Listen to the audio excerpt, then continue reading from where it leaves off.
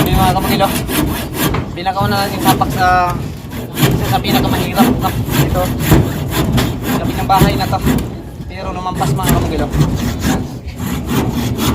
Kailangan tabasin natin to. Pero hindi natin basta-basta tabasin ito mga kamagilo na kwan. Kasi pag umuulan, masok lahat ng tubig doon. No? So paunti-unti lang. Plasta dito. Okay, buhusin tayo mga kamukila.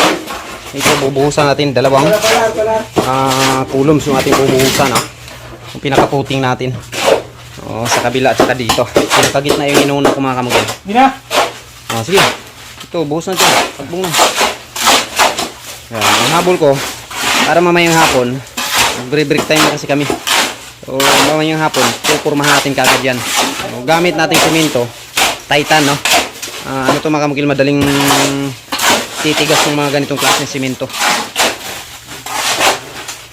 Buhos na. So, bawat mga kamukil, isang kulong, isang sako yung ating ibubuhos dito. Nasa 30 to 35 ang kapal nito.